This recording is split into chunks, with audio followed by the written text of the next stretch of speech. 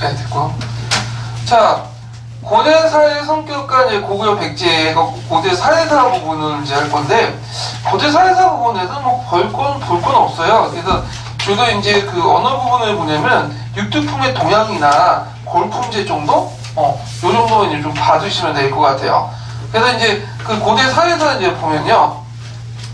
그 고대 사회는 당연히 신분제 사회죠. 네. 그러면 여기서 이제 신분의 개념을 좀 알 필요가 있는데, 계급이라는 개념은 생산수단에 따라서 나눠지는 거야. 네, 그래서 자본주의 사회에서 계급이라 해서 이제 지배계급은 자본을 가지고 있는 사람과 그래서 갖고 있지 못하는 사람은 이제 피지배계급인데, 신분의 그러니까 정근대에서 신분의 그 의미는 이게 엄격하게 개념적으로 나누는 두 가지 측면이 있어요. 하나는 그 특권이 있어야 돼요. 특권이 그냥 있는 게 아니라 법과 제도 명시가 돼야 돼요. 그 다음에 이것이 세습이 될 수 있도록 그 제도화 돼야. 이게 이제 신분이야. 그러니까 단순히 이제 사회적 위신이나 영향력이나 이런 것들이 신분이 아니라, 이건 법적으로 이렇게 규정이 돼 있어요. 개념적으로. 예. 그래서 이런 신분제 사회라는 거 좀 기억을 해 두시고요. 그 다음에 당연히 능력보다도 개인의 신분이, 그 능력보다 개인의 신분, 타고난 신분 있죠. 오늘날 뭐 금수저, 이런 것들. 그러니까 이런 것들은 그 성취 신분이 아니라 뭐예요? 기속 신분. 이런 것들이 이제 기속지적인 어떤 특징을 가지고 있다. 자, 그리고 이런 것들이 뭐에 통해서 그 규정돼 있죠? 율령을 통해서.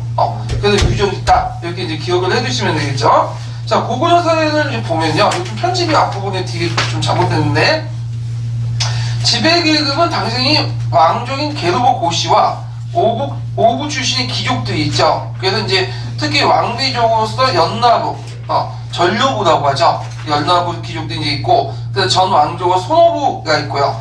그 다음에 고추라는 사람이 있는데, 이 고추가 또는 고추부가 아니라 고추가 적통대인이라는 것들인데, 이거에 대해서 뭐 여러 가지 설이 있어요. 근데 되게 이제 통론에 보면 계로보 왕족이나 손오부의 전왕족, 그 다음에 그 전료부의 적통대인들, 이런 것들이 있는데, 그 고추가가 뭐냐 이런 문제는 안 나와요. 절대. 네. 그러니까 뭐 학계에서 의견이 되게 많기 때문에 그냥 이거 넘어가고요. 그게 있구나 하고 이제 보시면 되고, 귀족층은 모두 자기네 병력을 거느리고 있었다. 그래갖고 소순이 왕 이전까지는 각 부에서 병력들이 있었어. 그래서 이제 전쟁이 나면 병력들을 이제 각 부에서 징집을 해갖고 싸웠거든요. 그래서 그 전까지는 이제 귀족들과 그 밑에 있는 그 쫄따구들이 이제 전쟁을 했는데, 소순이 왕 이후부터는 이런 귀족들이 가지고 있는 병력들이 요즘 하나 통합이 돼버리죠. 사병 집단 없앤 거야. 그래가지고 있고, 그 다음에 전쟁을 하는 사람도 이제 전사 집단이 아니라 일반 평민들까지 동원을 하죠. 이거는 우리나라뿐만 아니라 중국도 마찬가지예요. 중국도 초기 때는 사계층이라고 전사계급들이 주를 했는데, 나중에는 일반 평민들도 정치대로 동원이 되죠. 자, 그 다음에 그 항상 이제 그 나오는 것이 뭐냐면 진대법이죠. 진대법 여러분들 어느 왕 때 시시했죠?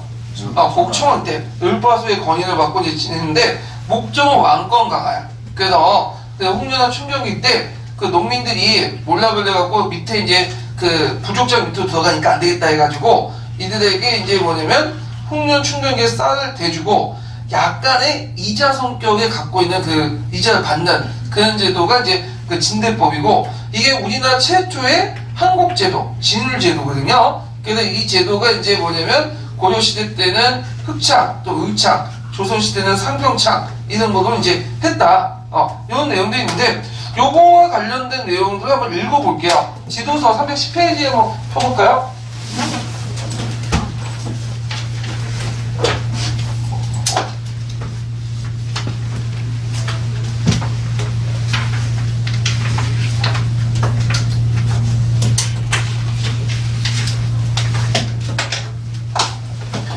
자, 거기에 보면 이제 진대법과 관련된 내용이 있어요. 그래갖고 요 내용이 있는데, 요게 이제 그 마지막 단락 같은 경우에는 이제 이 진대법이 어떻게 계승됐는가 그 내용들이고, 그 진대법까지 관련된 것은 첫 번째 단락과 두 번째 단락이거든요. 그거 한번 읽어볼게요.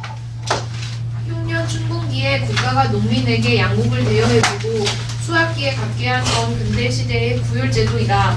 진은 흉년에 기하민에게 곡식을 나눠주는 것을 뜻하고, 대는 봄에 양곡을 대여하고 가을에 추수 후 거두어 드린다는 뜻이다.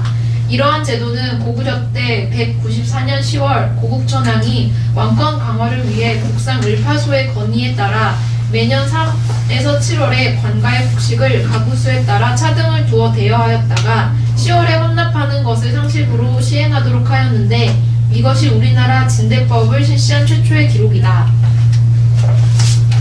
자, 그래서 이제 진대법 내용들 좀 기억을 해두시고요.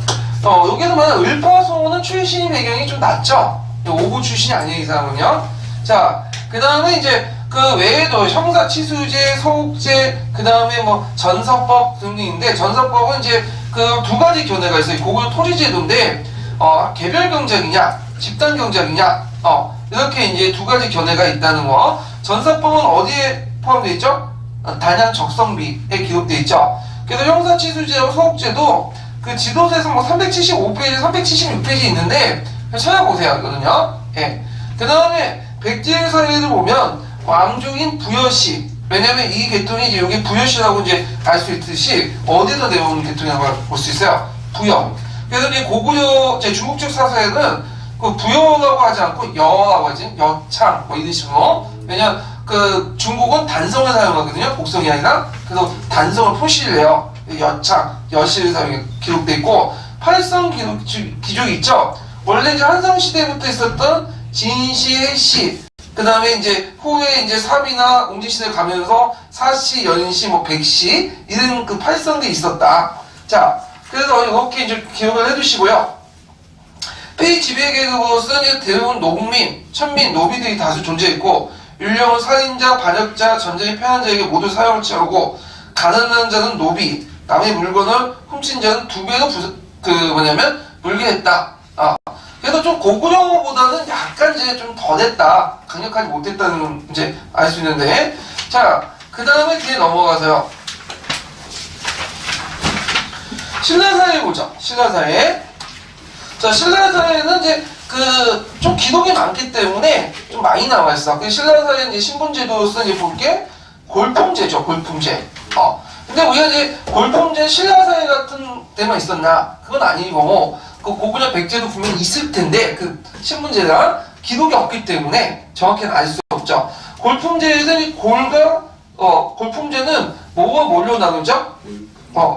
그 골제와 두품으로 이렇게 나누죠. 그래서 이제 원래는 골제 하나밖에 없었는데, 4세기, 6세기 때 이제 왕권이 강화되면서, 이제 다른 골과 다른 진골, 진짜 뼈다귀가 등장하죠. 그리고 진짜 뼈다귀 중에 왕이 될 수 있는 사람은 성골이라고 하죠. 그래서 이제 진골과 성골에 대한 구분점이 여러 가지 견해가 있어.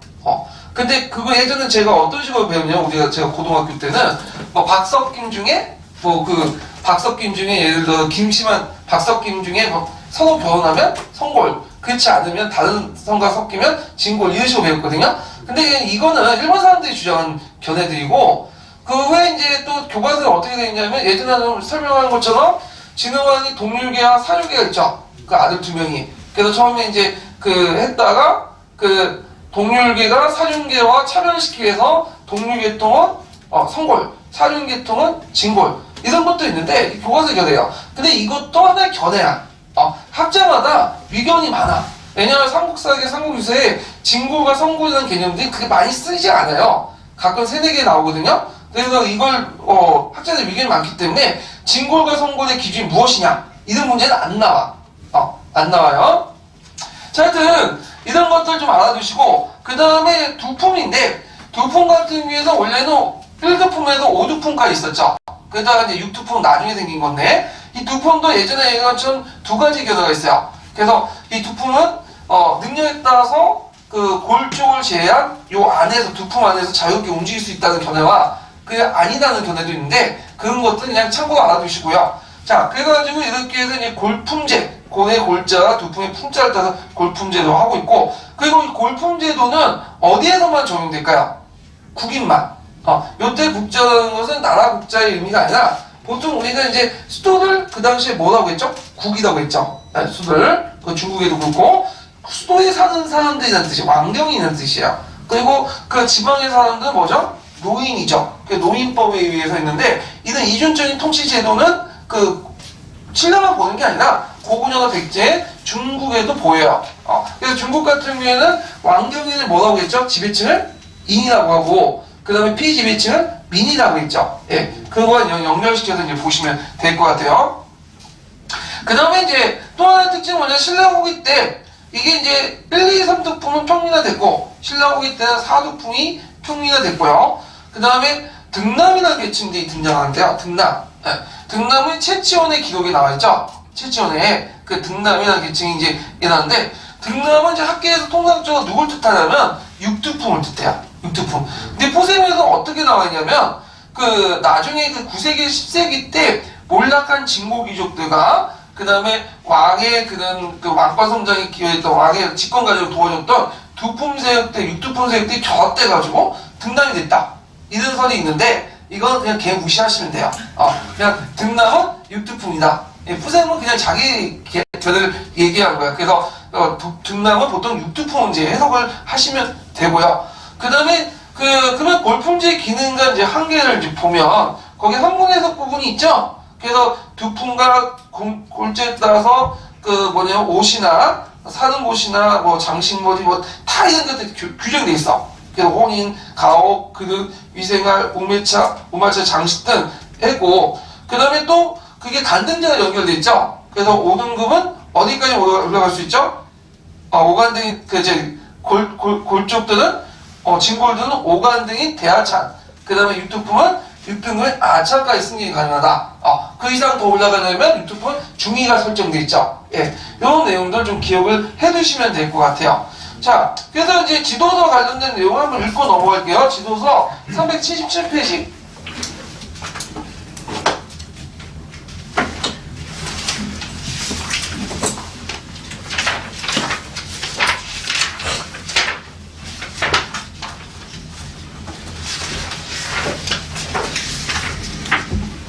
자, 거기에 보면 이제 그 골품제 부분이 있죠. 골품제. 그거 한번 읽어볼게요.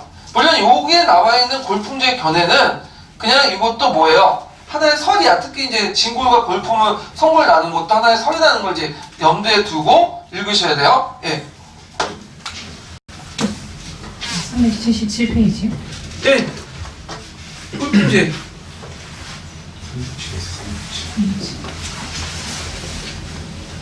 달리 나와있는 달리 있어요? 예전 버전. 예전. 저 읽어요 이거. 찾으신 분이 그냥 읽으세요 그냥. 예. 신라의 신분제도로 성골, 진골, 육두품, 오두품, 사두품으로 나누어져 있다. 왕족은 주로 진골과 성골이고 귀족들은 육두품에서 사두품에 위치하고 있다. 원래 삼두품에서 일두품까지도 있었지만 이들은 평민화하여 특권 신분으로 구분되지 않게 되었다. 골품 제도는 신라가 연맹왕국으로 성장할 때 여러 족장 세력을 통합하는 과정에서 그 세력에 따라 등급을 나누어 신분으로 구분한 것이다. 따라서 버풍왕 시대의 전후로 하여 성립된 것으로 보인다. 각 신분은 관직에 나갈 수 있는 길은 물론이고 사회생활에서 장신구나 주거의 크기까지 골품에 의해 규정되어 사회생활에서 결정적인 의미를 가졌다. 초기에는 성골에서 왕위를 계승했으나 진덕여왕을 끝으로 성골이 단절되고 태종 무열왕 때부터 진골에서 왕위에 오르게 되었다. 또한 금관가의 김구해, 고구려 왕족인 안승 등은 매우 특이하게 신라의 귀족에 편입되기도 하였다. 신라의 17관등 중 5등급 대하찬 이상에 오를 수 있는 것은 진골과 성골뿐이었으며 육두품은 왕족의 혈통이 아닌 일반 귀족들 중 가장 높은 신분으로 그들은 6등급 아찬의 지게까지 오를 수 있었다. 자, 그래서 이 내용들 파악을 해두시고요. 그 다음에 이제 뒤에 넘어가서 진골 신골의 분할을 보죠.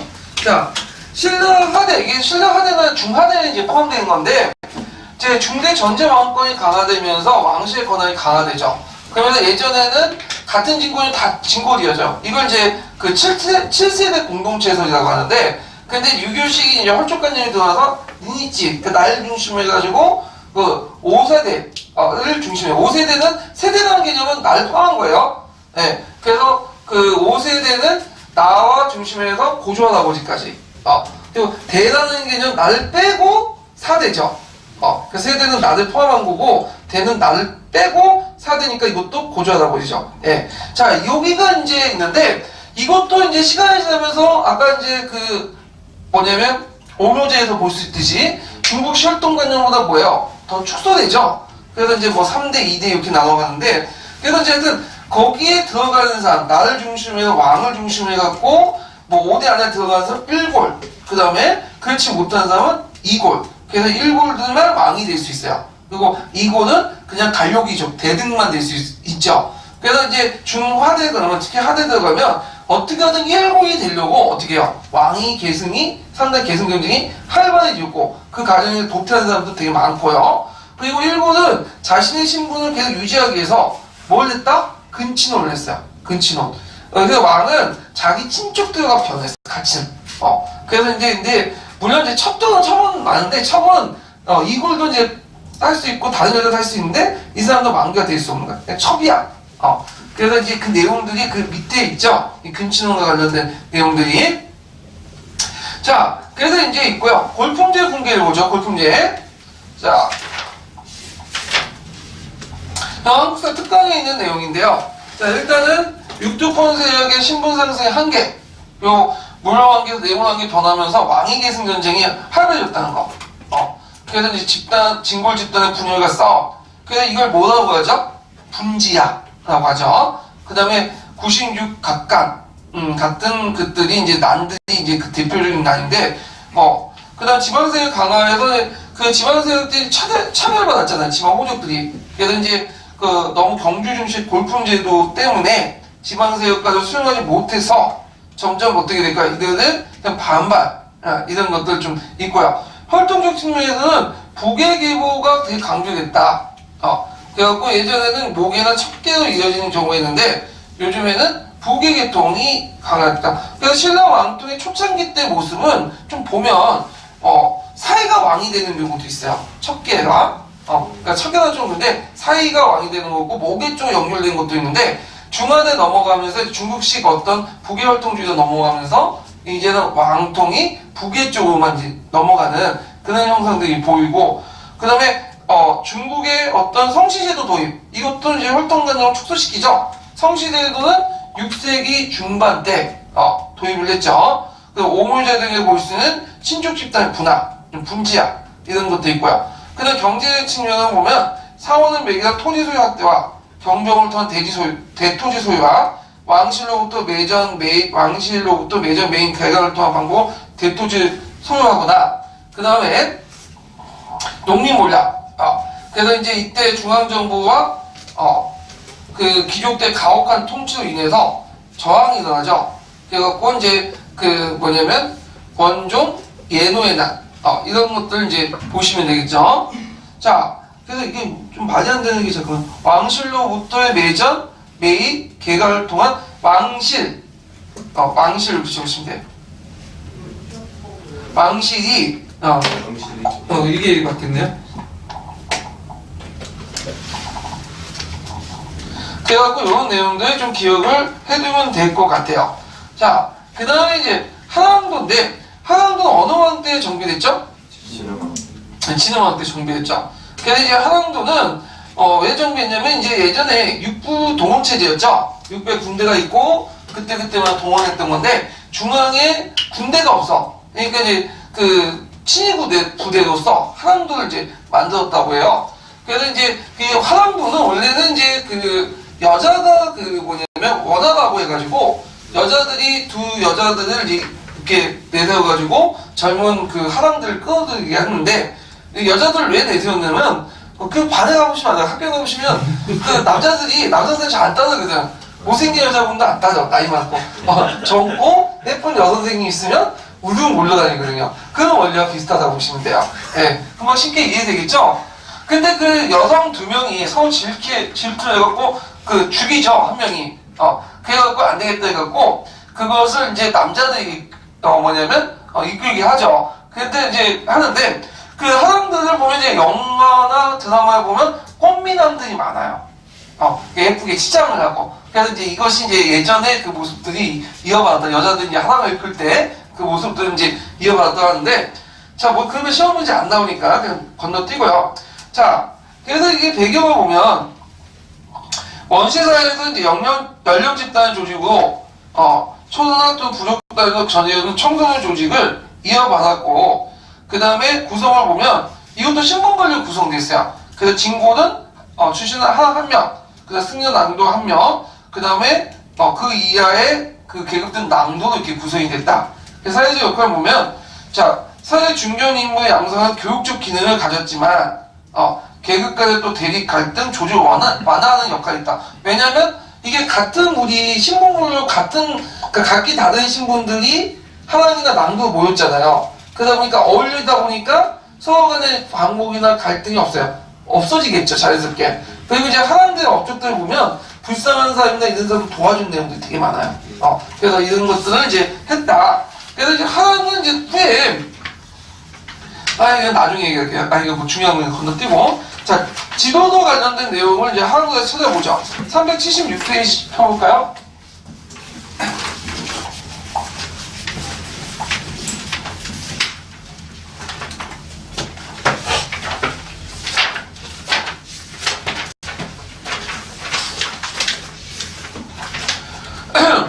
거기에서 이제 그 삼국의 그 청소년제도 하남도 여기 있죠. 그래서 하남도에 이제 기원하고 내용들이 있는데, 그 하남은 또 되게 유명한 사람 많아요. 김유신, 간창, 백제, 계백, 흑지상지, 김유신이나 간창 이런 사람들이 하남도고, 그 다음에 뭐 계백이나 흑지상지 같은 사람도 뭐 하남은 아니지만 백제다 이런데 나름대로 청소년 조직이 있었다는 게 보고 있죠. 그리고 그 하남도의 구성이나 기능 이런 것들이 있다는 걸 좀 기억을 해두시면 되고요.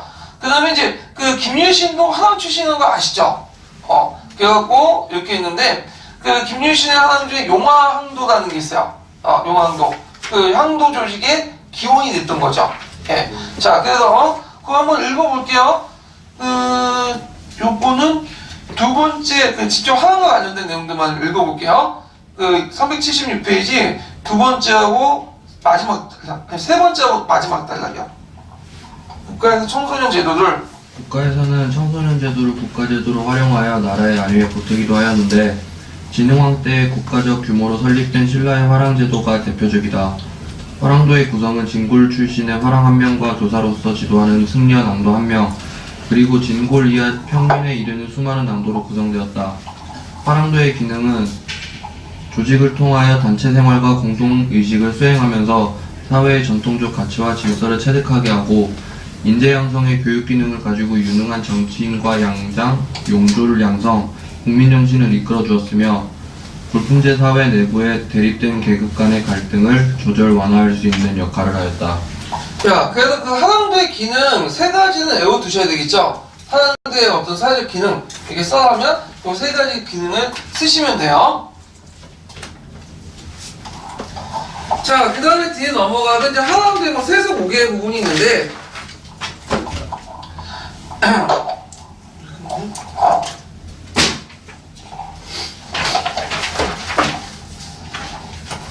자, 이 하남도의 세속 5개는 누가 만들었다고 그러죠? 원광 목사가 만들었던데, 그 관련된 내용은 이제 그 밑에 있으니까 좀 보시면 되고, 거기에 이제 볼 수 있는 게 사본, 이춘, 사친, 이호는 충과 효, 유교 정신이 반영돼 있고, 그다음 교의시는 법들 간의 어떤 신의를 중시 여기고요. 인전무태는 정복 전쟁이라는 어떤 시대적 요청에 따라서 이제 한 거고, 살생 유택은 불교 정신을 제시하는 거죠. 그래서 이제 원래 불교에서는 죽이는 걸 금지하죠. 근데 전쟁 와중에 뭐예요? 죽일 수밖에 없으니까 현실과 불교의 윤리를 그냥 갈아댔다.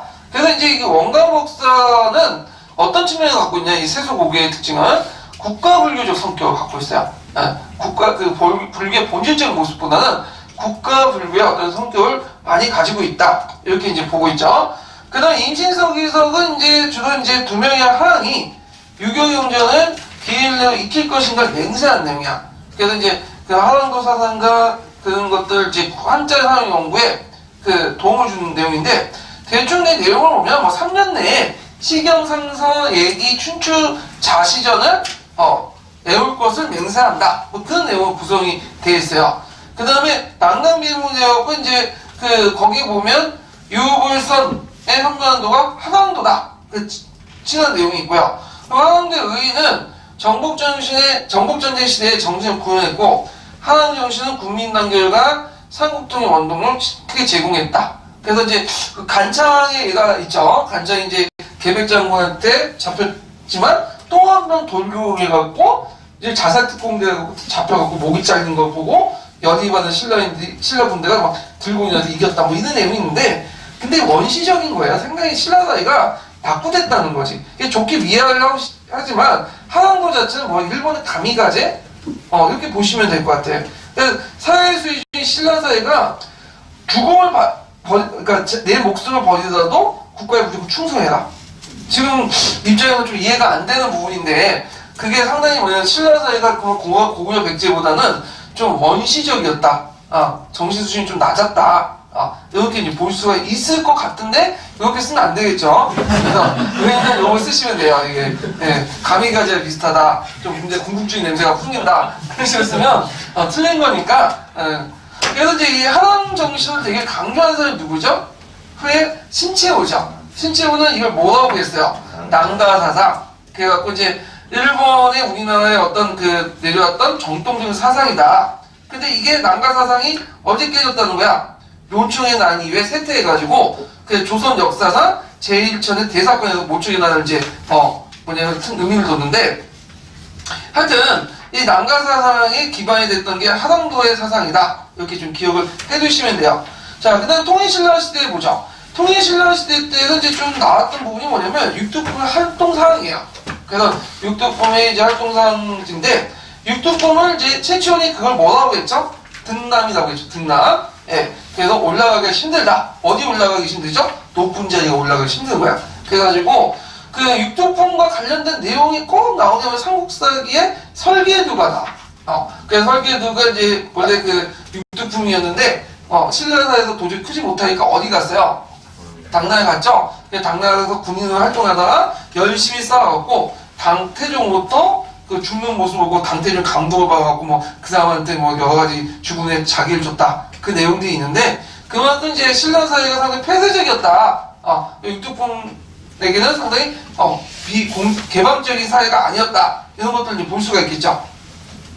그럼 신라 중대의 이제 육두품 활동을 보면요, 종교적 활동을 통해서 자신의 신분을 초월하려고 했던 사람이 있어요. 그게 원강이나 원효. 근데 위상 같은 사람은 육두품이 아니죠. 이 사람은 진골 출신이에요. 예. 그 다음에 학문적인 면에서 극복하려고 해서 도당주 학생, 국학, 독서상품과 이제 이 사람들이 이제 실시했다는 건 아니고, 엄밀한 국학이나 독서상품과 입학이라는 말이 정확하겠죠. 국학이나 독서상품과의 입학 같은 거. 예. 자, 그 다음에 간직에 진출해서 전제왕권을 보좌했고요. 보통 차간직, 뭐 집사고 시장이라든지 이런 것에 이제 보좌했고, 진골귀족들을 견제했다. 그래서 이제 관련된 기출문제 예전에 한번 시험문제 나왔고요. 자, 신라 때의 그 육두품의 하역을 보면요, 골품제 자체를 타파하는 사람이 있어. 그 사람이 대표적인 뭐냐면 삼체 중에 최승원, 최원희, 그런 사람들이 이제 골품제 이제 타파하려고 했죠. 예. 그렇지만 이런 사람들은 좀 약간 소수고, 대부분은 이제 신라 왕실에 이제 어떤 같이 했던 사람들이 많은데, 그 중에 하나가 최치원이죠. 그래서 최치원은 도당 유학생으로 여러분 알다시피 거기에서 황소에 다니니까 통황소 견문이라는 유명한 경문을 쓰고, 그리고 와가지고 이제 시무십조 올렸지만 안 되니까 해인사로 도피했죠. 예, 이런 지식인도 있다는 거. 자, 그렇지만 신라의 육두품 활동을 너무 가대평가해서는 안 돼요. 이들은 비판적이지만 행동은 상당히 소극적이었어. 왜 그랬을까요? 제한적이고. 네, 이 육두품 자체도 진골보다 못하지만 골품제 안에서는 기득권 존재죠. 예, 그래서 이들의 한계도 동시에 알 수 있도록 해야 되고요. 알아야 되고, 그 다음에 이들은 이제 도당 유학생을 많이 가는데, 이들 학생을 무슨 학생이라고 하죠? 수계 학생이라고 하죠. 예, 그래서 이제 이 수계 학생은 원래는 이제 인진적 성격을 가지고 있는데, 나중에는 이제 뭐냐면 육두품이 주로 이제 가면서 학문을 익히는 통로가 됐다. 이런 것들이 이제 포셈에 나와 있더라고요. 예, 참조를 해주시고, 그 다음 통일신라 통략구조 보죠. 자, 통략구조는 뭐냐면 10호가량의 서현 집단이 거는 자연촌을 기준으로 했고요. 그 다음에 촌을 몇 개 촌을 가난한 촌주를 통해서 국가의 지배를 받았다는 거. 그 그래서 이제 보통 3-4개의 자연촌을 기반으로 행정촌을 만들고 거기에 촌주를 뒀다. 촌주들은 이제 주로 이제 그 일종의 그 행정 실무를 담당하죠. 그래서 민정문서를 담당할 때도 촌주가 했어요. 그러니까 이때 촌주는 자연촌의 촌주가 아니라 3-4개를 합친 촌주야. 그래서 이 촌주들이 좀 큰 세력들이 나중에 뭐가 되죠? 호적 세력이 되죠. 호적 세력들이. 자, 그 다음에 이제 호의 구분을 보면요. 호를 이제 구분인데 이거 민정문서에서 나와 있는 건데 연이라는 게 있어. 연은 부부 단위로 5명 이내의 식구를 가진 자연 가오를 뜻해요. 거기서 이제 그 민정문서에 보면 연수유답전이라는 말이 있죠. 이건 연자는 여기 연수유답전 연은 뭐예요? 자연호에게 줬던 뭐예요? 닭과 전이라는 뜻이야. 농과 밭이라는 뜻이죠. 예. 그래서 있고 그 다음에 이제 공연이라는 말이 있는데 공연은 그 연과 달리 몇 개 연 또는 연을 묶어서 평상 표노라고 이제 해석을 하고 있죠. 표노는 그 국가가 임의대로 편성된 호를 말해요. 그래서 이제 2가지 설이 있는데 하나는 자연호를 묶어서 했다. 아니라 또 하나는 그냥 일반적인 자연호 상관없이 임의로 묶은 편호설 이렇게 이제 묶고 있는데 그래서 자연호를 기반한 편호설, 자연을 기반하지 않고 그냥 임의대로 묶은 편호설 이렇게 있는데 되게 그 편호설을 주장하는 사람들은 뭐냐면 하호는 극피노만 편호를 했고 나머지는 자연을 묶어서 자연스럽게 편호를 만들었다. 근데 뭐 그렇게 중요한 건 아니고요. 그 개연은 뭐냐? 계산된 호 국가가 이제 총나의 경제 단위를 알기 위해서 이렇게 한 건데 요거는 좀 설명하려면 그 국가가 그 당시 몇 등급을 나눴는가 호를 몇 등급 나눴어요? 그 민정문서에 9등급을 나눴죠. 9등급. 그래서 이제 상상호, 상중호, 상하호, 중상, 중중, 중하, 하상, 하중, 하. 그래서 각각의 번호를 붙이면 상상호는 9, 상중호는 8, 상하호는 7, 중상호는 6 이런 식으로. 그래서 이게 호를 다 계산하면 계산이 나오는 거죠. 그래서 숫자가 높을수록 어떻게 되는 거야? 요 촌이 잘 싸니까 호를 부과를 하는 거죠. 예. 그럼 이때 호를 나누는 기준은 뭘까요? 토지가 아니에요. 토지 개수는 부차적인 거고 아까 얘기했던 남정대 남정대 아시죠? 남자 중에 정남 보통 20세 이상에서 60세 이하까지의 그 실제 동원할 수 있는 노동력을 기준으로 해가지고 호를 나눈 거죠.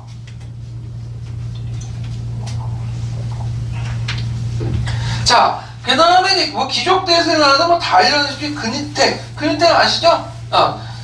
뭐냐면 거기 지붕이 금으로 입혔다. 내가 근위택이었는데 지방의 대토지나 목장, 고리대 등을 해서 충당하고 안압제하고 함락생활 유리 있다. 뭐 이런 것들은 근데 뭐 읽어주세요. 뭐 시험 문제는 안 나오겠지만.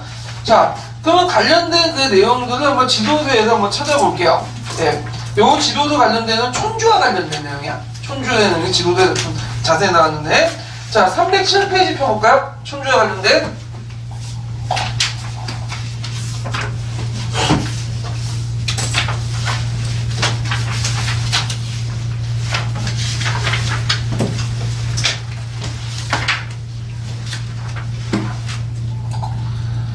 자, 신라 때 지방민들 317페이지요. 신라 때 지방민들 홀조를 다스리고 지방의 유적자들에게 준 지방 행정 조직의 말단 간직이었는데 요때 이제 속을 복속시키고 그 가운데 이제 유적자에게 줬던 촌주의 지위가 이제 부과가 되죠.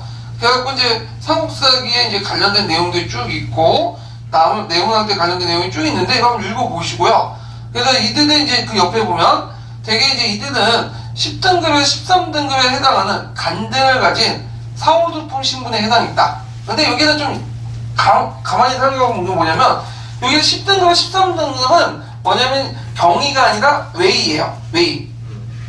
그래서 이제 신라의 간등은 두 개로 나눠져 있죠. 경위와 외이. 물론 이제 나중에 신라가 통일하고 나서 이동화됐어. 경위도 통합됐지만 하여튼 처음에 외이를 받았지만 나중에 경위가 이제 바뀐 거죠. 근데 여기 중요한 게 사두품에서 오두품이라고 해서 이들이 사두품과 오두품이야. 그건 아니에요. 호족들은 지방세이기 때문에 두품이 있어 없어요? 없죠? 근데 왜 이렇게 붙였냐면 여기 잘 보면 10등급에 13등급에 해당하는 사람들 대개 보면 그 중앙에서 뭐야 4등급의 5두품이니까 그들의 사회적 지분을 굳이 두품제 적용하자면 사두품, 오두품에 해당한다는 거야. 그런 것과 연결시켜서 이제 보시면 될 것 같아요. 그 다음에 이제 촌주는 자연총력 2개와 3개를 관할하면서 중앙에 파견된 지방관을 보좌 행정 업무를 담당했다. 그래서 이제 촌주의 역할이 나와요. 촌주의 역할. 촌주 의답을 맡고, 그 다음에 여기에 이제 촌주가 나중에 남할 요청 때 어떻게 성장했는가, 이런 것들이 쭉 나오는데, 요거 한번 진평왕 때부터 한번 읽어볼게요. 307페이지에 보면, 진평왕 때 있죠? 남상 신성비에 나와 있는 내용부터 해갖고, 끝까지 한번 읽어볼까요? 제가 없어가지고 다른 분. 또한 진평왕대 남산 신성비의 군상 총주, 군중 촌주가 삼국사기 역사조의 진촌주, 차촌주의 구별이 있는 것으로 보아 이후 촌주의 직급도 분화되어 갔음을 알 수 있다. 이들은 대개 10에서 13등급에 해당하는 관등을 가진 4, 5 두품 신분에 해당하였다. 촌주는 자연촌락 2~3개를 관할하면서 대개 중앙에서 파견된 지방관을 보좌, 행정 업무에 담당하였다. 즉 촌주는 지방관이 조세를 징수하거나 축성을 비롯한 각종 영역에 필요한 지방민의 동원을 도움으로써 중앙 권력이 지방에 침투하는 매개 역할을 맡았다. 촌주는 이러한 직역의 대가로 중앙정부로부터 촌주의답이라는 직전을 받았다. 이 토지는 중앙정부에서 촌주가 원래 소유한 토지에 대해 면세 혜택을 준 것인지 아니면 일정한 토지를 따로 지급한 것인지는 분명하지 않다. 이러한 촌주는 신라가 삼국을 통일한 뒤 이들의 관등은 외의에서 경위로 점차 바뀌었고 그 직능도 더욱 세분되었다. 이후 중앙의 통제가 약화되는 신라 하대에 이르면 촌주는 점차 중앙의 통제에서 벗어났고 이들 가운데 유력한 층은 독자적인 관반 체제를 형성, 스스로 대감, 장군 등이라 부르며 지방의 유력한 호족 세력으로 성장, 고려 왕조의 성립에 유력한 기반이 되었다. 네, 그래서 촌주의 역사를 한번 봤고요. 또 이제 지도서 378페이지에 보면 또 내용이 있어요. 잠깐 쳐볼까요?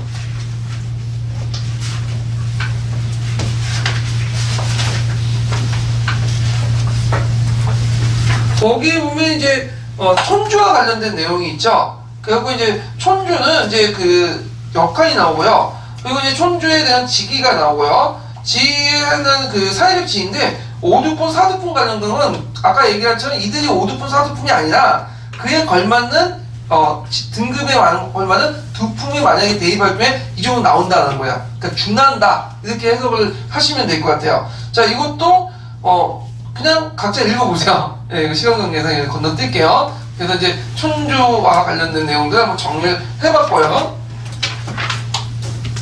자, 그 다음에 뒤에 넘어가서 고대 경제 좀 해볼게요. 자, 고대 경제사가 이제 지금까지 나온 것들을 보면요, 많이 나오는 게 신라시대 토지제도 변천 과정이야. 관료전이니, 노고비니, 시급이니, 이런 것들이 나왔고, 그 다음에 통일신라 민정문서 나왔죠. 통일신라 민정문서. 그 다음에 또 하나 나온 것이 뭐냐면 장보고의 활동. 그 다음 또 하나 나온 게 뭐가 있을까요? 예전에 고대 농업생산력 발전 관련돼 갖고 2차 기출문제 나왔죠. 그래갖고 이렇게 해서 한번 정리를 해보면 되고 2차 기출이 아니라 14년 기출이 나왔네요. 예, 14년 논술형 기출에. 예, 그래서 이제 이렇게 해서 한번 정리를 해볼게요. 자, 고대 수치체의 특징을 보면 우리가 보통 조선시대 때는 수치 기준이 뭐야? 토지죠. 근데 여기는 인두세야. 인두세 중에 제일 중요한 기준이 뭘까요? 남정네.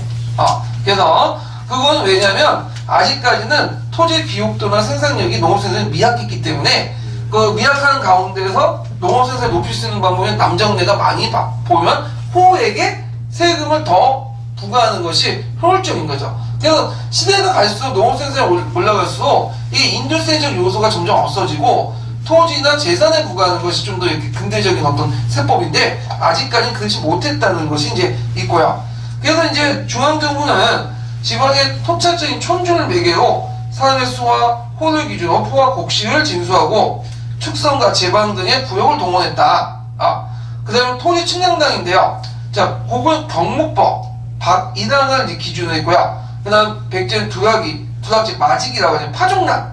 그 다음에 신라는 결부제. 보통 이게 이제 시험에 나왔던 부분인데, 신라의 결부제. 결부라는 것은 이제 초창기 때는 절대 면적을 뜻했어요. 절대 면적을.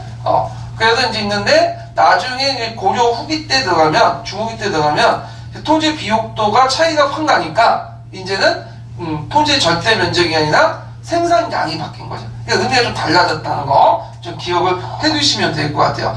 그리고 참고로 이제 마직이 사용은 백제 때 사용하고 또 한 번 더 사용했죠? 언제? 신부샘에 나와 있는데, 양전사업, 뭐죠? 강무양전 때. 강무양전 때 지게 발급할 때 그 기준이 마직이하고 뭐예요? 결부죠. 근데 그 신부샘은 좀 잘못된 게, 결부제를 폐지됐다는 식으로 얘기를 하는데, 잘못된 거예요, 그거는. 그 결부제는 있고, 거기다 뭐가 부과된 거죠? 마직이. 지금은 어떻게 부과되죠? 지금 뭐 생산량이 많다고 해서 부과되는 게 아니라 직가를 기준, 공시지가. 공시지가를 이제 하는 건데, 일제시대 넘어와서 보고, 정근대 시대 때는 좀 달랐다. 자, 그 다음에 이제 통일신라의 토지제도를 보죠. 요거 별표 한 3개 쳐놔야 되겠죠? 3개. 자주 나오는 부분인데, 뭐 수능에도 나오고 자주 나와요, 여기. 예. 근데 통일신라 보기 전에 잠깐 관련된 기출문제 놓칠 뻔했네요. 그 기출문제 23페이지 펴보세요. 2번 문제 볼게요.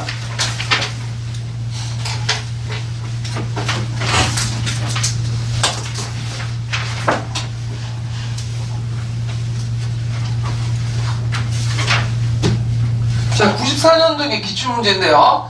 자, 삼국시대 사회 경제에 대한 설명은 옳지 않은 것은 1. 중앙 집권화되면서 지방 족장들이 왕권을 견디는 합자제도가 발달했다. 맞죠? 그 다음에 2번 보면 결부제는 삼국에서 공통적으로 통용된 토지제도로서 틀리죠? 아까 이제 고구려는 경무법, 백제는 두락제, 신라만 결부제도 했고 통일신라 때 때는 이제 결부제가 통용된 거고, 자, 토지 측량 기준이 파, 속, 부, 결. 이건 맞아요. 그래서 보통 10파라고 했는데, 파는 뭐냐면, 이게 이제 이게 어른 손으로, 성인 남자 손으로 이렇게 파지할 때, 이렇게 딱 잡을 때 있죠? 이게 파야. 그리고 이게 10개가 묶은 것이 1속이 되는 거고요. 1속이 10개가 묶은 것이 부가 되는 거야. 그리고 100부가 묶은 것이 1결이 되는 거죠. 100부는 보통 이제 성인 남자가 여기 이제 지게로 해가지고 이렇게 들 수 있는 그 부가 되게 100부에서 1결인 거야. 그래서 이제 보통 국가가 어디까지 끊어서 이제 실정하냐면 소화파는 끊고 결과 부만 이렇게 해가지고 그 징세 기준 삼기 때문에 이게 결부제가 된 거예요. 물론 이런 의무는 고려 후기 때 내용이고요. 여기는 이제 절대적인 의미에서 이제 얘기를 하는 거고, 이거는 신라 때는요. 자, 그 다음에 3번을 보면요. 신라는 삼국 중에 시족적 정통이 가장 강했으며 친족 공덕제 기반 후대까지 지속됐다. 예, 맞죠. 물론 삼국시대 이후에 이제 신라가 이제 중국의 어떤 혈족 개념이 들어가서 친족 공덕제 개념이 되게 무너지긴 했지만 상대적으로 볼 때 그 백제나 고구려에 비해서 오래 갔다. 자, 4번을 보면 정부의 토지는 왕의 소유라는 왕토사상이 지배했으며 자연농민은 국가의 조세를 납부했다. 맞죠? 근데 이게 주의할 게 왕토사상인데, 왕토사상은 왕이 토지를 소유했다라는 의미로 해석하면 안 돼요. 정근대 시대 왕토사상 두 가지가 있죠. 하나는 공개념이야. 비록 민전이라도 뭔가 공공이익이나 그런 것들 국가의 이익을 통제할 수 있다는 의미도 있고, 두 번째는 왕이 통치권을 미친다는 개념이야. 그러니까 우리나라가 지금 대한민국 정부 국가가 통치권 미치죠. 그렇지만 소유권은 개인이 가질 수 있잖아. 그런 거와 연결시켜서 이제 보시면 될 것 같다라는 거죠. 자, 그러면 통일신라 토지제도를 볼게요. 자, 통일신라 토지제도를 볼 때 이제 그 시기 순서를 꼭 좀 정확히 기억을 해주세요. 예전에 한번 시험 문제 나왔고, 이거 한국 삼국사기 원문에 있는 내용인데, 이거는 그렇게 쉬운 게 어려운 게 아니니까 눈만 발라봐도 이게 좀 어딘지 딱 파악할 수 있겠죠. 자, 신문한 7년 5월에 사에서 문무관료전을 줬다. 교사해가지고 교실을 내서 문무관료를 지급하되 차등을 두었다. 그 다음에 신문은 9년, 2년 후죠. 노골 혁파하고 차등있게 영원하게 복식을 뒀다. 그래갖고 충녕사조라는 말이 여기 나온 거죠. 차등있게 줬다. 그래서 충녕사조는 뭐하고 관련돼 있다? 간료전하고 관련된 거야. 간료전은 그래갖고 이제 그 내용들 기억을 해두시면 되고요. 성덕왕 21년에는 뭘 지급했다고 했죠? 정전을 지급했다. 그 다음에 경덕왕 때는 다시 내의 월봉을 없애고, 요때 월봉을 없앤다는 건 뭘 없앤다는 거예요? 간료전. 간료전 없애고, 그 다음에 다시 노급을 부활했다. 그 다음에 또 이제 국가학생 노급을 사봤다. 근데 가, 나, 다, 나, 마만, 나까지만 기억을 해주세요. 그 순서, 그거 좀 기억을 해주시고요. 그러면 여기에서 이제 언급하고 있는 뭐 노급전, 간료전, 뭐 등등이 있는데, 먼저 노급제를 보죠. 노급제. 자, 노급제라는 것은 이제 뭐냐면, 잠깐 이제 몇 페이지 보시냐면 71페이지 잠깐 펴보세요. 이 노급이 시급하고 연결돼 있어. 시급하고. 원래 이제 그 삼국이 이제 지배하는 과정에서 소급을 지배했잖아요. 그 구 지배층들이 그 뭐냐면 지배권을 일시적으로 인정을 해줬어요. 물론 세금은 금시켰지만 일시적으로 인정을 했던 것이 뭐냐면 시급이야. 시급. 근데 그 중앙집권화 되면서 이제 구 지배층들은 중앙에서 뭐가 됐죠? 간료들이 됐죠. 그 세력의 범위에 따라. 그래서 그 사람들이 이제 그 뭐냐면 그 간료에 취임하면서 간직 생활을 하잖아. 그러면 이들에게 노동의 대가를 줘야 되겠죠. 이게 뭐냐면 노급이에요. 그러니까 이제 시급은 노급하고 연결됐다고 보시면 돼요. 근데 내가 노급을 지급할 때 그 땅들 어떤 땅을 주냐면 예전에 영향력, 연고권이 있는 땅들, 그러니까 시급이 있었던 땅을 노급을 전환해서 준 거야. 그러다 보니까 무슨 문제가 됐냐면 원래 노급이라는 자체는 뭐만 걷게 돼 있어? 원칙적으로는 그 뭐냐면 조세만 걷는 거예요. 조세만. 근데 예전에 지배했던 그 간행들 있잖아요. 그 시급을 할 때 그 자기들 그 밑에 영향력이 있었던 그 당연히 지세뿐만 아니라 노동력이나 곡물도 같이 징수하는 거야. 그래서 이제 거기 옆에 보시면 두 가지 관점이 있는데 하나는 이제 수요권만 지급했다. 수요권만. 그래갖고 이제 이거는 원칙상 그런 거야. 원칙상. 노동 원래 원칙상 수요권만 지급돼 있거든요. 그래서 이제 이거 고대에서 중세를 이렇게 해석을 하는데 실제로 교과서 통론에 어떻게 되냐면 지세뿐만 아니라 노동력, 곡물 이런 것들 총체적으로 직수했어요. 이거는 노예 간행이 남았기 때문에 예전에 시급 당시에 지역 지배의 간행이 남아있기 때문에 이렇게 했다. 그래서 이 조용조 지급의 의미는 이제 노급의 의미는 고대사의 연자 이렇게 이제 보고 있거든요. 근데 이제 그 후에 이제 뭐냐 시급이 또 나와요. 그때 이제 후에 나오는 시급은 종전의 구 지배층들의 지배권을 일시적으로 인정한 시급하고 좀 성격이 달라. 이 시급은 이제 뭐냐면 그 이제 주로 정복 그 삼국이 이제 활발히 전쟁하고 통일 와중에 이제 했던 건데 6세기 7세기 때 그 통일 공무원을 세웠던 사람들 있죠. 공무원을 세웠던 그 공신들에게 줬던 것이 이제 시급이야. 보통 공신들에게 주는 게 시급이에요. 그래서 있고 그 다음에 아니면 왕족들에게 토지를 지급하는 거. 요거는 이제 종전의 시급하고 좀 다른 의미의 시급이에요. 요거는요. 그 다음에 이제 이런 그 노급제를 계속 인정할 경우에는 국가의 지배력이 어떻게 될까? 약화될 수밖에 없죠. 그러니까 신문상이 안 되겠다 해갖고 이때 왕권 강화 정책의 일환으로 무슨 제를 지시했다? 충녕사전이 그 노급을 간료전을 지급했죠. 그래서 간료전의 지급을 이제 그 설정을 해놓고 그 땅을 설정했고 거기에서 세입을 국가에서 걷어가지고 누구한테? 간료들에게. 그래서 월급식을 주거나 뭐 분기당 이렇게 주는 방식으로. 그러니까 월봉과 간료전은 동일한 거야.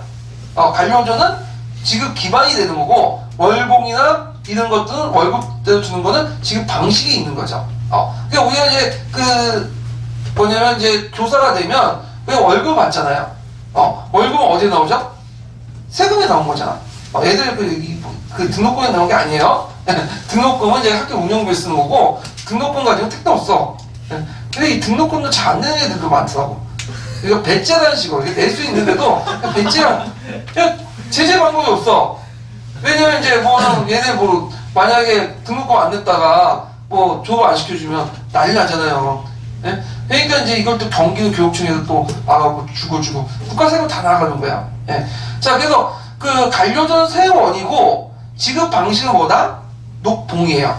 이해되시겠죠? 아니, 녹봉이 아니라 월봉이죠. 월급 지급 주는 거.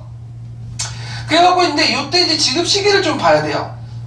먼저 뭘 지급하죠? 관료를 지급한 다음에 2년 후에 뭘 했다? 노급을 폐지했죠. 왜냐면 노급을 폐지하고 관료를 지급하면 반발이 클 거 아니야. 그래서 먼저 관료를 지급하고 노급을 폐지했다. 그거 순서 꼭 기억을 해두시면 될 것 같고요. 자, 그 다음에 정전과 관련된 내용인데 정전 지급 관련된 내용이 있어요. 그래서 신라 민족문서에는 이 전전을 뭘로 보고 있냐면 연수, 유적, 단 여기를 그러니까 연수, 유전, 연수, 유답 이렇게 있는데 전자는 밥전자죠. 이거는 답자는 뭘까요? 논답자예요. 그 수이 그게 답자죠. 그 답자는 일본에도 없고 중국에도 없고 우리나라만 있는 거예요. 우리나라. 네. 하여튼 연수, 유적, 답 이것을 보통 정전으로 보고 있다. 왜냐면 연은 뭐라고 했죠? 여기서 연자는 자연어. 자연어에 부과된 뭐냐면 정과 답 이런 뜻이죠. 예. 그래서 이제 이 전전이 실제로 지급했느냐 안 했느냐 가지고 또 두 가지 설이 있어요. 하나는 이제 정전을 지급했던 정전 지급설.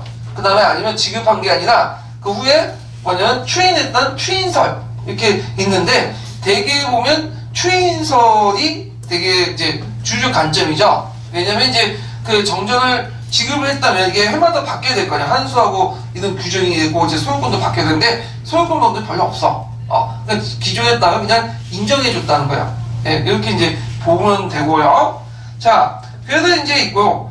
그 다음에 이제 그 경동왕 때, 제가 살펴본 것처럼 뭘 폐지했죠? 노골 폐지한 게 아니라, 이게 잘못 적어놨네? 관료전을 폐지했죠. 잘못 적어놨네. 네, 고치시고, 관료전을 폐지하고, 노곡을 다시 부활했죠. 요걸 써야 되는데, 부활의 의미는 좀 잘못 적어놨어요, 제가. 예. 자, 그래서 이제 요때 의미는 이제 보통 통론에서는 어떻게 얘기하냐면 귀족의 토리 지배를 견제했던 시책이 실패했다. 그래서 이제 귀족 세력이 국가를 능가했다. 근데 이거에 대해서 이제 시대적으로 맞지가 않다는 거야. 왜냐면 경동왕 때 여러분도 알다시피 무슨 정책을 했다? 하나 정책을 했죠. 하나 정책. 그래서 오히려 왕권이 강화되는 과정에서 이런 정책들을 할 수 있느냐. 그래서 이제 이거에 대한 두 가지 설이 또 다 있어요. 반론이. 첫 번째는 뭐냐? 이중적인 수치를 통한 지배의 불통일성을 배제하는 목적이다. 이중적인 수치를 통한 지배의 불통일성을 배제하는 거다. 이게 무슨 말이냐면 그 당시에는 이제 그 아까 얘기한 것처럼 관료전이 노급이 폐지됐죠. 노급이 폐지되고 관료를 지급했잖아요. 근데 실제적으로는 노급이 계속 있었어. 잔존돼 있어갖고 백성들이 두 번 수탈당한 거야. 관료전에 수탈당하고 뭐죠? 노급에도 수탈당하는 점. 이런 의미에서 이제 얘기를 하는 거야. 그냥 차라리 그냥 인화시키는 게 낫겠죠. 이중 가세를 하는 것보다는 그 노급을 통일했다는 그런 내용이 있고, 두 번째는 그 당시 이제 그 뭐냐면 귀족들이 너무 불만이 많을 거 아니에요. 왕권 강화에 그 무마치고 이렇게 했다. 그리고 이때 이제 부활된 노급제는 예전에 지역 지배에 벗어난 예전에 지역 지배가 뭐죠? 조용조 다 동원하는 그런 체가 아니라 진정한 의미의 수조권적 지배다. 수조권만 받았다. 근데 관료전은 왜 차이가 나냐? 관료전 국가가 걷어서 누구한테 주는 거예요? 관료에 주는 거고 월급치고 여기에서는 자기가 직접 거둘 수 있도록 수조권만 거둘 수 있도록 이렇게 주는 거다. 그래서 예전의 노급과 다른 의미다. 이렇게 했는데 아마 이제 그 노급의 의미를 쓰면 노급제 폐지의 의미를 쓰면 교과서에도 교과서 견해대로 통론 교대로 왕권을 능가했다. 귀족세력들이 뭐 이렇게 쓰시는 게 나을 것 같아요. 근데 만약에 그 견해에다 반려를 쓰시오 하면 제가 말한 내용들 쓰시면 돼요. 예, 그렇게 이제 이해를 해주시면 되고요. 그다음 시급은 아까 이제 얘기했는데 이제 시급은 그 두 가지 경우가 있다고 했죠. 구 지배층의 지배권을 일시 인정하는 거와 그 다음에 그 왕실 성원이나 이런 사람을 주는 건데 보통 왕실 성원이 줄 경우에는 그걸 따로 관리하는 게 있어요. 그게 이제 국인이 이런 것들이 이제 있죠. 국이라는 뜻은 나라 국제가 아니라 시급을 관리하는 것을 국이라고 해요. 그리고 고려시대도 시급을 관리하는 것들을 부라고 했죠. 부. 그래서 부는 이제 주로 누구한테 하면 왕실, 왕족들한테 준 건데 가끔마다 건신들에게 주는 경우도 있었어. 칠시정권 때는. 예. 그래서 이제 이런 것들을 이제 좀 기억을 해두시면 되고, 시급은 봉호수에 따라 줘요. 봉호수. 그러니까 호수를 기준으로 준 거야. 이건 뭐 중국도 마찬가지예요. 예. 그래서 이제 이런 내용들이 있다. 그래서 이제 여기 알아볼 것은 간료전, 노급, 시급 이런 세 개 개념들을 좀 구분할 필요가 있고, 그리고 노급의 어떤 그 의미와 간료전 의미, 노급의 두 가지 견해 이런 내용도 이제 파악을 해주시는 거 좋을 것 같아요. 예. 그러면 관련된 기출 문제를 한번 볼게요. 관련된 기출 문제, 통일신뢰 기출 문제 24페이지 펴보세요.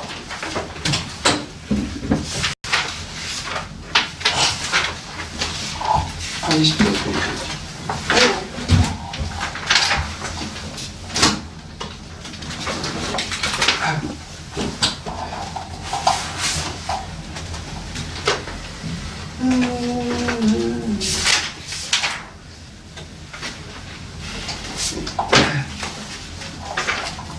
24표 3번 문제 풀어볼게요.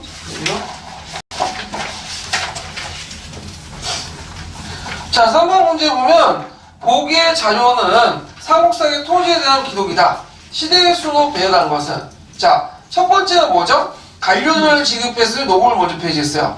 간료를 지급했죠. 그래서 교사, 문무, 간료들에게 간료전을 차등해서 지급했다. 그 니은이죠.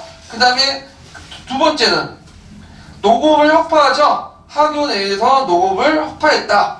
그래서 충년사조를 차등해서 지급했다. 그 내용이죠. 그 다음에 기억이 뭘까요? 여러 나라의 내간의 월봉을 없애고 다시 노급을 나눠줬다. 월봉은 뭘 뜻한다고 했죠? 간료전. 예, 이렇게 이제 보시면 되고요. 자, 그 다음에 사는 보기의 견해에서 정조로 파악한 토지는 어디 것인가? 자, 여기는 1번 그 동대사의 정차원에 발견된 신라의 민정무새 기록에 성도왕 21년에 지급된 정전을 두고 있다. 연수 유답전이죠. 그래서 이때 연은 뭐죠? 자연호, 수는 받을 수, 그리고 유는 뭐죠? 소유하다. 뭘 소유해요? 농가 밭. 그래서 자연호가 소유한 농가 밭이라는 뜻이야. 예. 그 다음에 이제 마전, 내시영단, 뭐 간모답 있는데, 마전은 공나무 밭인 마포를 생산하는 그 전이고요. 내시영단은 내시영에 주어진 답인데 간료전으로 보고 있어요. 예. 그 다음에 이제 간모답은 이제 일종의 공유지, 간에서 운영하는 경비를 마련한 공유지 이렇게 이제 보고 있고요. 요 관련된 이제 지목 부분은 이제 민정문서 할 때 좀 더 살펴보기로 하죠. 자, 5번 문제 보죠. 현재 통일신라 시대, 이거는 민정문서 관련된 내용이고, 뒤에 잠깐 넘어가서, 자, 6번 관련된 부분 중에 이제 비보사찰에서는 나중에 얘기를 하고요. 거기 토지 명칭, 그 민정문서의 토지 명칭 중에 민정과 관련된 거. 그래서 왕공이지만 공정이 아니고, 그러니까 이건 무슨 뜻일까요? 나는 왕토사상에 입각해서 왕의 영토지만 공정이 아니다. 그러니까 왕은 영토지만 통치권 미치지만 왕의 소유권 갖고 있는 게 아니에요. 그러면 고대 시대에도 개인의 토지를 뺏을 경우에는 국가 목적을 얻을 경우에는 그에 합당한 뭐죠? 대가를 줬어요.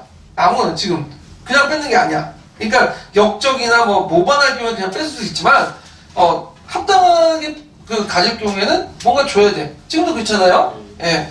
그래가지고 이제 그 관련된 내용이 그 연수 유답전이고요. 그리고 국가가 토지의 민전을 받을 때 합당한 그 대가를 준다는 게 그 어디 관념이 보이냐면 무정왕 때 매직권에 보여요. 매직권. 매직권은 이제 토지신에게 땅을 산다는 건데 이것도 왕이라도 함부로 할 수 없다. 토지 소유권은. 토지 소유권을 건드면 잘못 건드는 거예요. 뿐만 아니라 국가가 흔들흔들해. 지금도 국가가 와서 야 이제 토지를 모두 다 국가 소유니까 다 내놔. 그러면 어떻게 했어요? 곳곳에 반란이 일어나죠. 국가가 유지가 안 돼. 그거는 한두 명은 불교할 수 있는데 여러 명이 그렇게 해버리면 안 되는 거야. 그거는요. 자, 하여튼 이거는 뭐 조선이나 고려시대 토지제도를 개혁할 때도 이게 힘들어. 토지제도 부분이 이해관계가 너무 걸려있기 때문에. 자, 하여튼 이런 내용들 이제 기억을 해두시고요. 그러면 관련된 지도서 내용 한번 보고 넘어갈게요.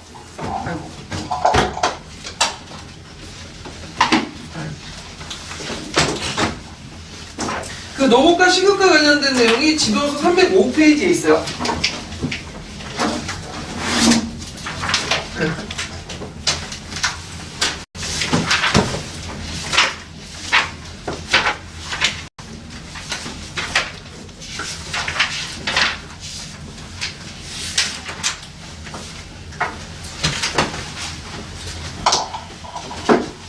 자, 여기 부분이 노고과 관련된 부분이거든요. 신라시대 때 관료대 직무대가로 줬던 논밭이고요. 그래서 관료귀족의 소유가 일정한 토지다. 수조권뿐만 아니라 노동력이나 공무를 수차례 특권을 부여됐다. 이건 이제 지역 지배 간행이 계속 남아있기 때문에 그죠? 그래서 이제 관료전을 지급했지만 귀족의 반발로 경동학 때 노급제로 다시 부활했다. 그래서 그 내용도 있는데 그래서 그 관련된 노급제 부활의 의미가 또 다른 견해가 있어요. 그래서 제가 설명한 것처럼. 그래서 이 노급을 한번 읽어볼게요. 예. 신라시대 때 관료에게 직무의 대가로 지급한 논밭이다. 관료귀족이 소유한 일정한 지역의 토지로 주거권뿐만 아니라 그 토지에 딸린 노동력과 공무를 모두 수취할 수 있는 특권이 부여되었다. 노급제의 실시 연대는 알 수 없으며 689년 신문한 9년 왕권 강화 책으로 귀족 세력을 억압하기 위하여 노급을 폐지하고 수조권만을 인정한 관료전이 지급되었다. 그러나 귀족의 반발로 인하여 경도각 16년 757년에 노급제는 다시 부활하였는데 이는 귀족의 토지 지배를 견제하려던 시책이 실패한 것으로 귀족 세력이 국가를 능가하였음을 의미한다. 이로 인하여 신라 사회는 장원이 발생하고 호족화 경향으로 변함으로써 국가 경제가 위태롭게 되었다. 그러나 이 노급제도가 부활한 757년은 신라의 지방행정제도가 전면적으로 개편되어 굳이 오수경제가 정비된 점으로 미루어보아 노급제의 부활이 전기 노고과 같은 단순한 관리 녹봉의 성격을 떠나 관료전의 설치 이후 촌락에 대한 국가와 관료전의 이중적인 수치를 통한 지배의 불통일성을 배제하기 위해 설치된 것으로 보인다. 예, 이거에 대한 반론, 다른 견해죠. 예, 그런 것도 좀 기억을 해주시고. 자, 지금은 이제 아까 얘기한 중국과 우리나라 역대 왕조의 왕족, 공신, 공작자에게 줬던 거고, 중국의 시급제도에 쭉 나와있고, 우리나라 시급제도에 대해서 쭉 얘기했어요. 그래서 이거 한번 각자 읽어보시고, 뒤에 넘어가서 관료전 내용이 있죠. 그래서 신라시대 토지제도이고, 가운데 녹봉을 대신해서 준 토지로서 계급에 따라 결수에 차등을 줬다. 그래서 노급제 대신 설치했다가 병경할 때 폐지해 노급제 부활됐다. 뭐 그런 내용들이 있어요. 그래서 한번 읽어보세요. 자, 그래갖고 이렇게 했고, 그 다음에 뒤에 넘어가서, 자, 신라 민정문서 보죠. 이 민정문서는 시험 문제 몇 번 나왔죠? 그래서 별판 2개 쳐놓으세요. 민정문서. 그래서 민정문서와 관련된 사료가 있거든요. 사료가 있는데 제가 사료 부분을 8편에서 빼가지고 없는데 일단 이 사료 부분을 제가 제끼는데 보충자료 제가 신어 놓을게요. 예, 보충자료 신어 놓을 테니까 그 사료 한번 읽어보시면 되는데 일단 이제 그 사료에서 내용을 볼 수 있듯이 이제 조사 지역은 어떤 거냐면 서송경 4개 촌락을 대상으로 했다고 하고 자연 촌락을 통합한 행정적인 지역촌이다. 그래서 3-4개 자연촌이 합쳐졌고 촌주가 지배하는 하나의 한겹촌을 형성했는데 한 명의 촌주가 그걸 담당했죠. 그러니까 여기서 4촌락이라는 것은 대개 보면 이제 그 자연촌의 3-4개 를 합쳐진 하나의 그 행정촌인데 거기에 자연촌 4개 촌락을 의미한 거야. 4개 촌락을 하나의 총량화 해가지고 촌주가 그걸 이제 담당을 했다. 이런 것도 좀 기억을 해주시면 되고요. 조사 대상 예전에 한번 시험 문제 내렸죠. 목적하고 외워두셔야겠죠. 촌의 연수, 자연호화, 인구수, 우마수, 토지 면적, 뽕나무, 잣나무, 호두나무 등등등 다양하게 조성했어. 3년마다 조사했고 누가 작성했죠? 촌주가. 그래서 여기서 이제 알 수 있는 것은 국가가 알고 싶은 걸 파악하는 거야. 그러니까 모든 걸 다 조사하는 게 아니라 국가가 알고 싶은 거. 국가가 왜 이런 걸 알려고 할까요? 세수학부죠. 노동력 동원이나 그런 것들 연결하면 되고요. 그 중에 이제 제일 중요한 것은 뭐냐? 그 촌의 연수죠. 연수는 자연에 얼마나 남정되어 있는가. 토지는 그렇게 중요한 게 아니에요. 이거 부수적인 거야. 그다음 목적은 토지의 노동력, 생산자원 방안을 민호토 조세 영역 공무를 수치하는 거고요. 그 다음에 그와 동시에 인구조사를 했는데, 인구조사는 보통 몇 등급으로 구분하죠? 6등급으로 구분해요. 그래서 이제 당락 영향을 받은 건데, 그 노비도 있는데, 노비도 이제 노동력 부차적이고, 거기서 제일 중요한 노동력은 뭐다? 정남에 해당하는 그 남정네들. 보통 이제 그 15세에서 60세, 뭐 20세에서 59세 뭐 선이 많은데, 되게 16세에서 60세, 또는 18세에서 60세 이렇게 보시면 돼요. 자, 그래서 이제 그 밑에 이제 내용이 있죠. 여기, 거기 보면 그뭐 호구수가 있고 토지수가 있는데, 요때 그 토지의 기준 면적은 보다 결부제다. 근데 요때 결부에 주의할 것은 뭐냐 하면, 요거는 생산량의 의미가 아니라 이것은 토지의 절대 면적의 의미예요. 그 생산량의 의미는 나중에 고려 후기 때, 중후기 때 내용이고요. 그 분류를 보면요, 사용 용도에 따라서 답, 전, 마전으로 분류되고, 기속관계, 소유관계에 따라서 연수 유답전, 그 다음에 촌주유답, 간모젓답, 내시응답, 마전 이렇게 이제 보는데, 자 여기 잠깐 폰을 보세요. 제가 이 폰을 만들었는데요. 우리가 보통 고려시대 조선시대 때 수조권이 설정된 토지는 어디에 설정돼 있죠? 각각 민전에 설정돼 있죠. 근데 그 통일신라 시대 때는 수조권이 민전에 설정되지 않아요. 거기에 보면 공유지에 설정돼. 공유지에. 이거는 우리나라뿐만 아니라 중국도 마찬가지죠. 중국의 그 조법이라는 제도 있죠. 준하나 춘추 시대 때 그때 그 상위 공동체 그 수장이 그 밑에 있는 하위 공동체의 음락에서 조세를 거둘 때 공유지에서 설정된 것들을 걷죠. 그래서 개별적으로 이제 각각 개별적인 공작권을 갖고 있고, 그 다음에 농민들이 어느 정도 이제 2, 3일 동안 가가지고 공동경작에서 그 생산물을 갖다 바치잖아요. 그거 마찬가지라고 보시면 돼요. 중세적인 어떤 정근대적 고대적인 어떤 수치제인데, 자 공유지가 있는데 이 마을 공유지에는 간모당, 내시형답, 마전이 있어. 이건 공동경작을 해요. 그래서 간모당은 주로 뭐하는 토지냐? 국가의 강유지야. 그러니까 국가가 관리나 뭐 그 국가 민간 그 국가 시설 운영할 때 필요한 것들 있죠. 거기에 간유지고, 내시형답은 이제 학자들이 뭐라고 보냐면 내시형에게 줬던 토지, 간료전에 속하고 있어요. 간료전. 그다음 마전은 이제 뭐냐면 그 우리가 보통 조선시대 때 면포를 갖다 바치잖아요. 근데 그 당시 면포가 없었으니까 마포를 갖다 바쳐. 그래서 마포를 공납으로 수치하기 위해서 국가가 설치한 토지를 말해요. 마포는 뭐예요? 마전은 대만을 기억해요. 대만. 자, 그래서 이제 있고, 그 다음에 연수 유답전을 이렇게 묶어놓은 것은 이제 공유지가 아니라 사유지야. 사유지 대부분은 민전이죠. 거의 대부분 민전인데, 여기 두 개가 나 있어. 촌주가 갖고 있는 민전도 있고, 일반 민들이 갖고 있는 민전도 있죠. 그게 이제, 근데, 요게 촌주 위답은 뭐냐면, 촌주가 갖고 있는 민전이에요. 자기 토지야. 근데 자기 토지에 수조권이 설정되면 어떤 의미가 있을까요? 면세권이 있다는 거죠. 이건 조선시대나 고려시대도 마찬가지죠. 자기 토지에 수조권이 설정되면 수조권을 주는 게 아니라 세금을 안 낼 수 있는 권리를 주는 거예요. 그건 뭘까? 자, 촌주유답은 세금을 안 낸다는 게 뭘까요? 이거는 공유지에 강제 동원돼서 의무적으로 동원되는 여격이나 이런 것들 경작할 의무는 배제시켜 준다는 거야. 이때는요. 예, 왜냐면 공유지에 세금을 거두니까 뭐 마을 사람들 공유지에 의무적으로 경작을 할 거 아니에요. 거기 빼준다는 거예요. 여기는요. 예. 이거 촌주유답은 촌주가 직접 그 뭐냐면 밭을 갈까요? 논밭을? 아니죠. 누가? 마을 사람들이 공동으로 가고 이제 경작을 해주는 거죠. 예. 그런 것들 이제 보시면 되고요. 그 어떤 사람은 이 촌주유답은 그 촌주단 자체가 간료잖아요. 일종의 간직이잖아. 그래서 간료조로 그렇게 보는 사람도 있어요. 요걸요. 그래서 이 촌주유답은 그 민전에 속하면서도 그 다음에 또 민전 같은 경우 일반 민전은 개별 경작인데 이거는 마을의 공동 경작이면서 또 경작진을 또 다른 측면에서 수조권 설정된 또 간료전 이렇게 추정하는 좀 약간 오후한 개념 이렇게 이제 보시면 되고요. 민전은 국민들이 가지고 있는 연수유답전이죠. 예, 그 연수유답전인데 이거는 이제 그 개별 경작이죠. 개인이 개별하는 거야. 자, 이해되시겠죠? 그럼 정리해서 보면, 자, 보통 고대시대 때 그 수조권은 어디에 설정돼 있다? 개인 민전에 설정된 게 아니라 공유지에 설정돼 있고, 그래서 마을 사람들 한 3, 4일 동안은 자기 집에서 일해요. 자기 땅에서.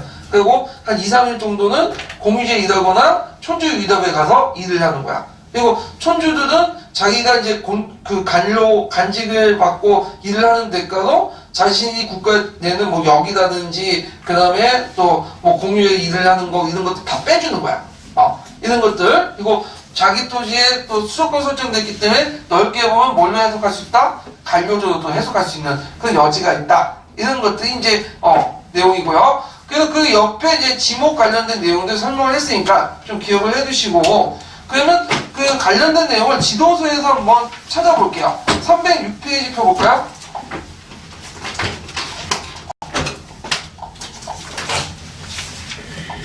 자, 306페이지 보면 민정문서 부분이 있어요. 그래서 통일신라 토지문서고 신라 장정이라고 하는데, 이게 어디에서 발견됐냐면 1번 소소인의 그 정차원에서 왕실 그 보물창고가 있어. 그 유물 정리하다가 하원경무 질 속에서 발견했다. 이게 뭐냐면 이게 이제 민정문서가 이제 몇 년 있다가 이것도 우리가 보면 기한이 파기되는 거 있죠. 그럼 종이를 갖다 버리기는 좀 그렇잖아. 그 당시 종이값이 비싸니까 이걸 어디에 수출하면 일본에 재수출했어. 일본에서 이걸 수출받아갖고 이제 그 종이를 받아가지고 그 앞면은 깨끗하잖아요. 그러니까 앞면은 좀 있고 뒷면 이면지잖아. 지리라는 건 뭐냐면 하원경을 만들 때 그 겉보지도 사용하는 거야. 뒤를 이제 까가지고 안 보이는 부분을 겉보지로 사용했는데, 문제는 그 하원 경련이 중요한 게 아니라 까보니까 민정문서가 더 중요한 거야. 그래서 이게 이런 경우가 여기만 보이는 게 아니라 당나라의 그 군전문서 할 때도 이게 되게 중요해요. 왜냐 군전문서 해갖고 이제 기록을 하다가 이게 몇 년 있으면 폐기되거든요. 그래서 갖다 버리니까 그냥 사찰이나 이런 데 기부를 해버려요. 아니면 갖다 팔거나. 그래서 사찰들이 그걸 받아갖고 이제 뭐냐면 이면집에 활용하거나 겉포지를 이렇게 만드는데, 나중에 까보니까 그 경전 중요한 내용이 아니라 그 겉포지. 그게 중요한 거야. 그런 것들 이제 보시면 되고요. 그래서 오늘날 청주 지역인 서송경에 4개 촌락에 대한 촌락불로 보수, 호구수, 정답, 마전을 3년 동안 이렇게 기록을 했고요. 호구에 대한 조사도 나오죠. 그래서 이제 남자, 여자 다 하고 보통 6등급으로 나누고, 특히 남자 중에 20세 이상 장정 되게 중요하죠. 그래갖고 이 사람들 되게 중요하게 봤다. 이런 것들 좀 보시면 되고요. 그래갖고 이제 그 기준이 쭉 나와요. 예. 그래서 이제 이런 내용들. 그래서 이제 그 뒷부분에 보면 총량의 인구는 남자 수가 적고 사망률이 높아 감소 추세를 보이고 있고, 그 다음에 통일신라 토지제도 이해하는데 기준한 자료로서 당시에 무슨 정치를 볼 수 있다는 거죠? 당에 나오는 율령정치를 반영하고 있다. 그래서 민정문서와 관련된 내용 한번 읽어보시고요. 그 다음에 뒤에 교과서도 좀 볼게요. 지도서 내용을 잠깐만 더 교과서가 아니라 지도서 내용을 좀 더 살펴볼게요. 307페이지. 이건가? 이거, 네. 민정문서 이전에 민전 부분을 좀 볼게요. 민전이 예전에 시험문에 나왔는데, 민전은 이제 그 국가가 소유한 토지가 아니라 개인이 소유한 토지죠. 그래서 이제, 여기 민전은 통일신라 시대 때 무슨 조로 나왔다? 연수 유답조로 나왔다. 그래갖고 그 내용이 있는데, 요거는 한번 읽어볼게요. 그냥 다 읽지 못하고요. 그 307페이지 첫 번째 단락만 읽고 넘어갈게요. 네. 백성들이 조상 대대로 전래하여 경작하는 사유지이다. 고려 조선시대 일반 농민들은 자기들의 소유지인 민전을 경작하여 국가의 일정한 양의 조세를 부담하면서 자신의 생계를 유지시켜 나갔다. 넓게는 일반 백성뿐만 아니라 양반, 서리, 향리, 군인, 노비 등 모든 계층의 소유지를 포함하기도 하는데, 이들도 국가의 입장에서는 모두 민으로 인식되었기 때문이었다. 하지만 민전은 관직이나 직역과 관련이 없는 민의 토지로서 일반 농민층의 민전이 중심이 되었다. 통일신라 시대 출렁문서에 나오는 연수유답천도 민전과 같은 성격의 토지로 추정되지만 민전이라는 기록 자체는 고려시대 이후에 등장하고 있다. 예. 그 다음에 뒤에 넘어가서 이제 정전과 관련된 건데, 연수유답전을 뭘로 해석한다고 했죠? 정전으로 해석한다고 했죠? 정전과 관련된 내용 한번 읽어볼게요. 308페이지. 정전. 통일신라 시대 토지제도의 지목이다. 삼국사기에 의하면 722년 성덕왕 21년 8월 처음으로 백성에게 정전을 지급하였다는 기록이 보이는데, 신라 민정문서에 나타나는 연수유전, 연수유답과 성격이 일치하는 것으로 이해되고 있다. 또 문헌에 나타나는 구분전도 정전과 같은 성격의 토지로 이해하기도 한다. 정전의 지급을 토지 국제의 시각에서 균전제의 시행으로 이해하는 견해도 있으나 당시 귀족뿐만 아니라 일반 농민층에게도 사유지가 널리 존재했던 것으로 보아 균전제의 시행에 대해서는 회의적인 시각이 대부분이다. 다만 민정문서에 나타나는 연수유답전의 비중이 전체 면적의 90% 이상인 것으로 보아 연수유답전을 모두 사유지로 이해하기는 어렵고 국유지도 포함되었던 것으로 보인다.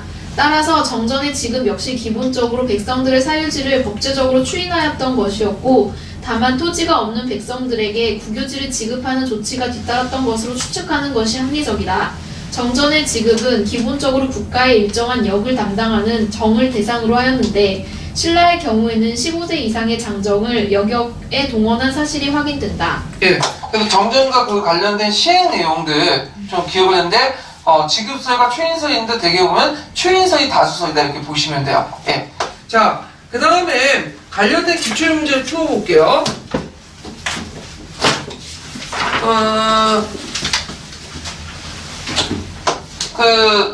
이게 몇 페이지야? 아까 침이 2001년도 문제 있죠? 2001년도. 예, 2001년도 문제. 하나 풀어보면 될 것 같은데?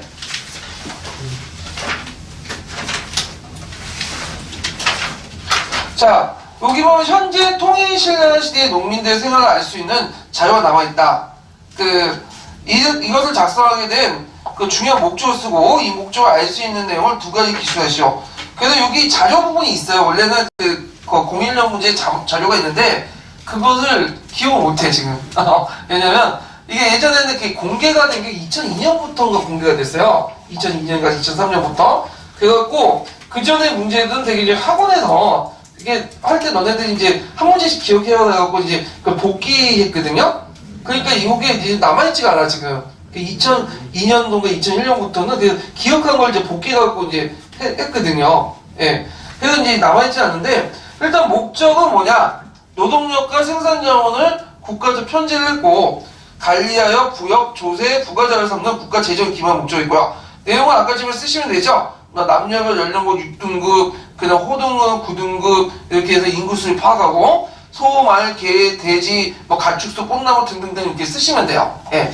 그래갖고 이렇게 해서 이제 통일신라 민정문서를 이제 살펴봤고요.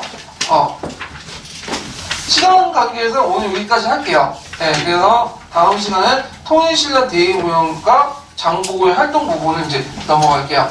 예. 오늘 수고하셨습니다. 고맙습니다.